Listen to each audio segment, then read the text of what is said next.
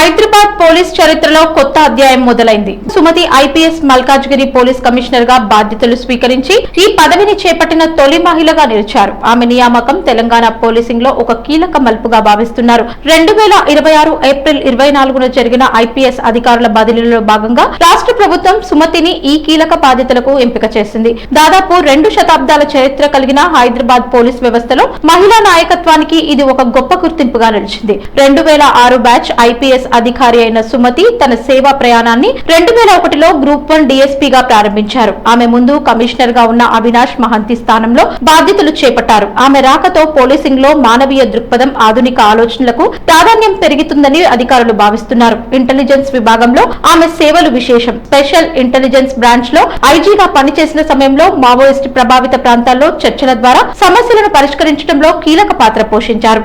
2 సంవత్సరాల్లో 591 మంది మావోయిస్టుల లొంగుబాటుకు దోహదం చేయడం ఆమె కెరీర్ లో ఒక ముఖ్య ఘట్టం. అలాగే ప్రముఖ మావోయిస్ట్ నాయకుడు తిప్పిరి తిరుపతి అలియాస్ దేవుజీ లొంగుబాటుకు ఆమె చేసిన చర్చలు ప్రత్యేక గుర్తింపు పొందాయి. యూనిఫామ్ వెనుక మనిషి అనే భావనతో శాంతి స్థాపనలో కీలక పాత్ర పోషించారు. టెక్నాలజీ వినియోగంలో కూడా ఆమె ముందంజలో నిలిచారు. మేడారం జాతర సమయంలో భారీ జనసందోహం నియంత్రణకు ఏఐ ఆధారిత డ్రోన్ టెక్నాలజీని వినియోగించి ఆధునిక పోలీసింగ్ కి మార్గం చూపించారు. మహిళల భద్రతపై ప్రత్యేక దృష్టి సారించిన సుమతి సిఐడి మహిళా రక్షణ విభాగంలో డిఐజీగా పనిచేసినప్పుడు షీ టీమ్స్ కార్యక్రమాన్ని బలోపేతం చేశారు.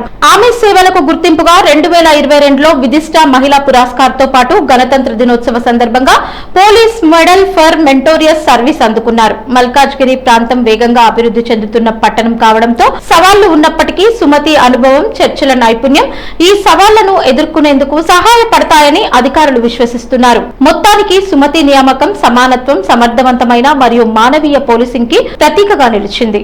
మరిన్ని ఇలాంటి ఇంట్రెస్టింగ్ విషయాల కోసం చూస్తూనే ఉండండి మా NSR న్యూస్.